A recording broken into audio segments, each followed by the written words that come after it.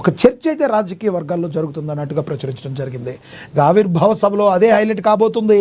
మరి కవిత పార్టీలో తెలంగాణ ఎజెండాలో ఉద్యమకారులు, ఆవిర్భావ సభ తెలంగాణ రాజకీయాల్లో ఓ మైలురాయిగా నిలిచిపోయే ప్లాన్ ఉంది. 1,00,000 మందితో సభ నిర్వహించే తెలంగాణ పాలిటిక్స్లో ఒక బెంచ్ మార్క్ సెట్ చేయాలని కవిత డిసైడ్ అయ్యారు. పార్టీ ఆషామాషిగా ఉండదని అధినేతగా కవిత తన ప్రసంగంలో 90 నిమిషాల పాటు మాట్లాడబోతుందని, ఈ ప్రసంగంలో అనేక సంచలనాలు ఉండబోతున్నాయి సమాచారం. కవిత పార్టీ ఆవిర్భావ సభ తెలంగాణ రాజకీయాల్లో హాట్ టాపిక్ కాగా, మేడ్చల్ జిల్లా మునీరాబాద్లో జరిగే సభకు 50,000 మంది తదితరులు తరలి వస్తారని అంచనా వేస్తున్నారు. తెలంగాణకు ఇప్పటిదాకా జరిగిన అన్యాయం, గత బీఆర్ఎస్ ప్రభుత్వంలో జరిగిన నష్టం, ప్రభుత్వ వైఫల్యాలకు తోడు వ్యక్తిగతంగా తాను ఎదుర్కొన్న అవమానాలు, కుట్రలు అనేకం ఈ సభ ద్వారా తెలంగాణ ప్రజల ముందు ఉంచనున్నట్లుగా తెలుస్తుంది. పార్టీ ఆవిర్భావానికి దారితీసి పరిస్థితులు కూడా ఆమె వివరించనున్నారు అన్నట్టుగా కూడా మరి దీనిలో ప్రచురించడం అయితే జరిగింది. అంటే ఆమె లిక్కర్ స్కామ్ విషయంలో కూడా దాని మీద కూడా మాట్లాడే అవకాశం ఉంది. తనను కావాలని టార్గెట్ చేశారు, మరి కోర్టే నన్ను నిర్దోషిగా ప్రకటించింది, నన్ను బయటికి వచ్చింది, దానిలో కొట్టేశారు, నాకు మీద అది కావాలని ప్రకటించారని చెప్పే అవకాశం కూడా లేకపోలేదు. చూద్దాం ఆవిర్భావ సభలో అదే హైలైట్. ఎస్, గత కొద్ది రోజులుగా గుంటనక్క అంటూ హరీష్ రావుపై విరుచుకుపడుతున్న కవిత రాజకీయ పార్టీ పెట్టే ముందు కేసీఆర్పై కూడా నేరుగా రాజకీయ విమర్శకులు దిగుతున్నారు. అంశాల వారీగా ఎవరి మీదైనా సరే పోరాడతామని తేల్చి చెప్తున్నారు. రాష్ట్రంలో మహిళా పిడికిల నుంచి కొత్త పార్టీ పురుడు పూసుకోబోతుందని, పార్టీ ఆదరించాల్సిన బాధ్యత అందరిపైన ఉందని నేతలు చెప్తున్నారు. అన్ని జిల్లాల నుంచి కవిత మద్దతుదారులు పెద్ద ఎత్తున సభకు హాజరు కాబోతున్నారని నిర్వాహకులు తెలిపారు. 20 ఏళ్లలో కవితతో కలిసి పనిచేసిన వాళ్ళు ఉద్యమంలో క్రియాశీలకంగా ఉండి ఉద్యమ ప్రయోజనాలు నెరవేరలేదని భావిస్తున్న వేలాది మంది ఉద్యమకారులు, ఎన్జీఓలతో పాటు నిపుణులు సభకు ఆహ్వానిస్తున్నట్లుగా చెప్పారు. బీఆర్ఎస్ కంటే ముందే బీఆర్ఎస్ పార్టీ 2001 ఏప్రిల్ 27న ప్రారంభించగా, కవిత పార్టీ తెలంగాణ ప్రజా జాగృతి ఏప్రిల్ 25, 2026న నూతన రాజకీయ పార్టీగా పురుడు పోసుకోనుంది. ఆవిర్భావ సభ నిర్వహణకు కవిత భారీ ఏర్పాట్లు చేస్తున్నారు. తెలంగాణలో మారుతున్న రాజకీయ సమీకరణాల నేపథ్యంలో కేటీఆర్, కేసీఆర్ చర్యలను, అలాగే కాంగ్రెస్ ప్రభుత్వ విధానాలను ఆమె నిశితంగా విమర్శిస్తున్నారు. తాజాగా జగిత్యాల సభ వేదికగా కేసీఆర్ ప్రసంగాన్ని ఉద్దేశించి బీఆర్ఎస్ పార్టీపై ఆమె తీవ్రమైన విమర్శలు చేశారు. కేంద్రాన్ని పల్లెత్తు మాట అనలేదని, మహిళా బిల్లుపై మాట్లాడలేదని అసంతృప్తి వ్యక్తం చేశారు. ఉదయం 10 గంటలకు ముహూర్తం ఉంది. ఎండల తీవ్ర దృష్ట్యా ఉదయం 8 గంటలకు కార్యక్రమం ప్రారంభమవుతుందని, 10 గంటలకు పార్టీ ప్రకటన ముహూర్తం ఖరారు చేసినట్లుగా తెలంగాణ జాగృతి ప్రధాన కార్యదర్శి నవీన్ ఆచారి తెలిపారు. వయోవృద్ధులు సభకు హాజరు కావద్దని సూచించారు. సభకు హాజరయ్యే వారి కోసం తెలంగాణ వంటకాలను సిద్ధం చేస్తున్నారు. మొత్తంగా 33 రకాల తెలంగాణ వంటకాలు రెడీ అవబోతున్నాయి. ఏది ఏమైనప్పటికీ కూడా పార్టీ ఆవిర్భావ సభలో కవిత ఏం మాట్లాడబోతున్నారనేది ఓన్లీ బీఆర్ఎస్ పార్టీలోనే కాకుండా తెలంగాణ రాజకీయ వర్గాలందరిలో కూడా ఒక చర్చ అయితే బలంగా జరగబోతుంది. మరి కవిత ఏ రకంగా తమ స్పీచ్ని ఇస్తారు, తమ పార్టీ విధి విధానాలను ఏ రకంగా చెప్పబోతున్నారనేది సర్వత్రా ఆసక్తి నెలకొన్న మాట వాస్తవంగా మనం గమనించవచ్చు. కొన్ని గంటలు మాత్రమే దానికి సమయం ఉంది. ఇక కుట్రలు కూలాయి, కాళేశ్వరం గెలిచిందని హైకోర్టు తీర్పుపై కేటీఆర్ స్పందించారు. ఏం స్పందించారో చూద్దాం. కాళేశ్వరం ప్రాజెక్టు అవకతవకల కేసులో తెలంగాణ హైకోర్టు వెలువరించిన తీర్పుపై బీఆర్ఎస్ వర్కింగ్ ప్రెసిడెంట్ కేటీఆర్ హర్షం వ్యక్తం చేశారు. ఈ తీర్పుతో తెలంగాణ ప్రజలు, రైతులు గెలిచారని, రాజకీయ రాబందులు, పిట్టల ధరల కుట్రలు గోదావరి ప్రవాహంలో కొట్టుకుపోయాయని ఆయన ధ్వజమెత్తారు. బుధవారం తెలంగాణ భవన్లో ఏర్పాటు చేసిన మీడియా సమావేశంలో ఆయన ఘాటుగా స్పందించారు.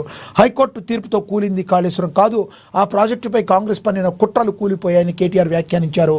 న్యాయ వ్యవస్థపై తమకు నమ్మకం పెరిగిందని, నిజాన్ని ఎవరూ దాచలేరని ఈ తీర్పుతో స్పష్టమైందన్నారు. ఇది జస్టిస్ పీసీ ఘోష్ కమిషన్ నివేదిక కాదు, పీసీసీ కాంగ్రెస్ నివేదిక అని తాము అప్పుడే చెప్పామన్నారు. మేడిగడ్డ కొంగడం వెనక పెను కుట్ర దాగి ఉందని, అది ఖచ్చితంగా కాంగ్రెస్ పని అయి ఉంటుందని కేటీఆర్ చెప్పుకొచ్చారు. ఇది మరీ దారుణం. దాని కొంగిబాటుగా కాంగ్రెస్కు సంబంధం ఏంటి కేటీఆర్ గారు? మనం ఏదైనా మాట్లాడుతుంటే ప్రజలు నమ్మేటట్టుగా ఉండాలి. మరి ఈశ్వరుడు నోరిచ్చాడు కదా అని ఏది పడితే అది మాట్లాడితే మరి దానికి మీరే మళ్ళీ తగిన భారీ మూల్యం చెల్లించుకోవాల్సి వస్తుంది. ఓకే, దానికి మీరు ఏం చేశారో, అది ఎందుకు కూలింది, ఎక్కడ లోపం జరిగింది, అది ఉండాలి. దీనిలో కుట్ర కుతంత్రాలు ఏముంటాయి చెప్పండి? దీనిలో మీరు జరిగింది మీ హయాంలో కట్టారు, దానిలో అవకతవకలు జరిగింది, ఎలా జరిగింది, అది ఎలా కుంగింది, ఇది ఆలోచించాలి మీరు. మరి ప్రజలు చూస్తారు, మీరు మాట్లాడేదాన్ని ప్రజలు చూస్తారు. దాని గురించి మీరు ఒకసారి పునరాలోచించుకోవాలి.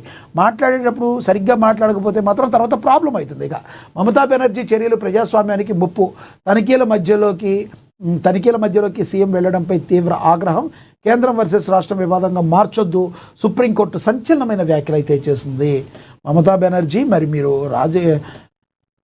పశ్చిమ బెంగాల్ ముఖ్యమంత్రి మమతా బెనర్జీ తీరుపై సర్వోన్నత న్యాయస్థానం అత్యంత కఠినమైన వ్యాఖ్యలు చేసింది. దర్యాప్తు సంస్థల సోదాలు జరుగుతున్న సమయంలో స్వయంగా ముఖ్యమంత్రి లోపలికి వెళ్లడం ప్రజాస్వామ్యాన్ని ప్రమాదంలోకి నెట్టడమేనని ధర్మాసనం అభిప్రాయపడింది. ఐపాక్ కార్యాలయంపై ఎన్ఫోర్స్మెంట్ డైరెక్టరేట్ చేపట్టిన దాడుల విషయంలో మమతా బెనర్జీ జోక్యాన్ని సవాల్ చేస్తూ దాఖలైన పిటిషన్ను విచారించిన సుప్రీంకోర్టు బెంగాల్లో నెలకొన్న పరిస్థితులు అత్యంత అసాధారణంగా ఉన్నాయని వ్యాఖ్యానించింది. ఈ వ్యవహారాన్ని కేంద్రం రాష్ట్ర మధ్య వివాదంగా చిత్రీకరించే ప్రయత్నం కోర్టు తోసిపుచ్చింది. జనవరిలో కోల్కతాలోని ఐపాక్ కార్యాలయం మరియు దాని వ్యవస్థాపకుడు ప్రతీక్ జైన్ నివాసంలో బొగ్గు అక్రమ రవాణాకి సంబంధించి ఈడీ అధికారులు సోదా నిర్వహించారు. ఆ సమయంలో ముఖ్యమంత్రి మమతా బెనర్జీ వందలాది మంది పోలీసులతో అక్కడికి చేరుకుని దర్యాప్తుకు ఆటంకం కలిగించేయడమే కాకుండా కొన్ని కీలక ఫైళ్లను, గ్రీన్ ఫైల్స్ మరియు ఎలక్ట్రానిక్ పరికరాలను బలవంతంగా తీసుకెళ్లారని ఈడీ ఆరోపించింది. దీనిపై జస్టిస్ ప్రశాంత్ కుమార్ మిశ్రా, జస్టిస్ ఎన్వి అంజారియాలతో కూడిన ధర్మాసనం విచారణ చేపట్టింది. ఈ సందర్భంగా ఒక రాష్ట్ర ముఖ్యమంత్రి దర్యాప్తు మధ్యలోకి వెళ్లి సాక్ష్యాధారాలను అడ్డుకోవడం లాంటి చర్యలు రాజ్యాంగ విరుద్ధమని మరి కోర్టు స్పష్టం చేసింది. రాజ్యాంగబద్ధమైన పదవిలో ఉన్న ఒక వ్యక్తి దర్యాప్తు ప్రక్రియను అడ్డుకోవడం అనేది ప్రజాస్వామ్యానికి గొడ్డలు పెట్టువంటిది. ఇది కేవలం కేంద్రం మరియు రాష్ట్ర మధ్య వివాదం కాదు, ముఖ్యమంత్రి హోదాలో ఉండి వ్యవస్థను ప్రభావితం చేయడం ద్వారా ప్రజాస్వామ్యాన్ని ప్రమాదంలో పడేశారని ధర్మాసనం తీవ్రంగా మండిపడింది. ఇది కరెక్ట్ కాదు అని చెప్పి మమతా బెనర్జీని హెచ్చరించడం అయితే జరిగింది అని చెప్పి మనకి స్పష్టంగా అర్థం అవుతుంది. ఇక అదేవిధంగా చూసుకుంటే ప్రధాని మోడీపై ఉగ్రవాది వ్యాఖ్యల దుమారం ఏఐసీసీ చీఫ్ ఖర్గేకు ఈసీ నోటీసులు ఇచ్చింది. 24 గంటల్లోగా వివరణ ఇవ్వాలని ఆదేశించింది. నిబంధనల ఉల్లంఘనపై ఈసీ సీరియస్ అయింది. బీజేపీ ఫిర్యాదుతో రంగంలోకి దిగాయి ఎన్నికల సంఘాలు. మల్లికార్జున ఖర్గే గారు కూడా అలాంటి సీనియర్ నేతలు కూడా ఒక్కొక్కసారి ఎటువంటి మాటలు మాట్లాడతారో మరి అర్థం కాని పరిస్థితి. ఎందుకంటే దేశ ప్రధాని పట్టుకునే ఉగ్రవాది అంటే మరి అది ఎవరు చూస్తూ ఊరుకోరు, అది ఆమోదయోగ్యం కాదు. మీరు ఇంకొక మాట అనండి, ఇంకో మాట అనండి, వాళ్ళు తప్పు చేశారని. అంతేగాని ఉగ్రవాది అని దేశ ప్రధాని మీరంటే మరి ప్రపంచానికి ఏం చెబుదామని మీరు అనుకుంటున్నారు అని ప్రజలు అడుగుతారు. ఇది మాత్రం చాలా సీరియస్ ఇష్యూ. మల్లికార్జున ఖర్గే లాంటి సీనియర్ నేతలు ఈ రకంగా మాట్లాడతారని ఎవరు కూడా ఎక్స్పెక్ట్ చేయరు. ఏసీసీ చీఫ్ ఖర్గేకు ఈసీ నోటీసులు ఇచ్చింది. 24 గంటల్లోగా వివరణ ఇవ్వాలని ఆదేశం ఇచ్చింది. నిబంధనల ఉల్లంఘనపై ఈసీ సీరియస్ అయింది. బీజేపీ ఫిర్యాదుతో రంగంలోకి దిగిన ఎన్నికల సంఘం భారత ప్రధాని నరేంద్ర మోడీపై అనుచిత వ్యాఖ్యలు చేసిన వ్యవహారంలో కాంగ్రెస్ జాతీయ అధ్యక్షుడు మల్లికార్జున ఖర్గే చిక్కుల్లో పడ్డారు. ప్రధాని ఉద్దేశించి ఉగ్రవాది అని వ్యాఖ్యానించడంపై కేంద్ర ఎన్నికల సంఘం తీవ్రంగా స్పందించింది. ఈ మేరకు బుధవారం ఖర్గేకు షోకాజ్ నోటీసులు జారీ చేస్తూ వచ్చే 24 గంటల్లోగా దీనిపై లిఖితపూర్వక వివరణ ఇవ్వాలని ఆదేశించింది. ఎన్నికల నియమావళిని ఉల్లంఘించినట్లు ప్రాథమికంగా నిర్ధారించిన ఈసీ ఖర్గే వ్యాఖ్యలకు తీవ్రమైనవిగా పరిగణించడం అయితే జరిగింది. చెన్నై వేదికగా చెలరేగింది అసలు ఈ వివాదం. అసలు మంగళవారం రోజు ఏప్రిల్ 27 తమిళనాడులో చెన్నైలో జరిగిన మీడియా సమావేశంలో ఖర్గే మాట్లాడుతూ ఈ వ్యాఖ్యలు చేశారు. బీజేపీతో అన్నాడీఎంకేతో పొత్తును విమర్శించే క్రమంలో ప్రధాని మోడీని ఉగ్రవాది అని సంబోధించారు. సమానత్వం, న్యాయం, నమ్మకం లేని ఒక ఉగ్రవాదితో అన్నాడీఎంకే ఎలా చేతులు కలుపుతుందని ఆయన ప్రశ్నించారు. ఈ వ్యాఖ్యలు ఒక్కసారిగా రాజకీయ ప్రకంపనలు సృష్టించాయి. ప్రధాని వంటి అత్యున్నత పదవిలో ఉన్న ఒక వ్యక్తిని ఉగ్రవాదితో పోల్చడం ద్వారా ఖర్గే రాజకీయ విలువలను దిగజార్చారని బీజేపీ అయితే మరి తెలియజేసింది.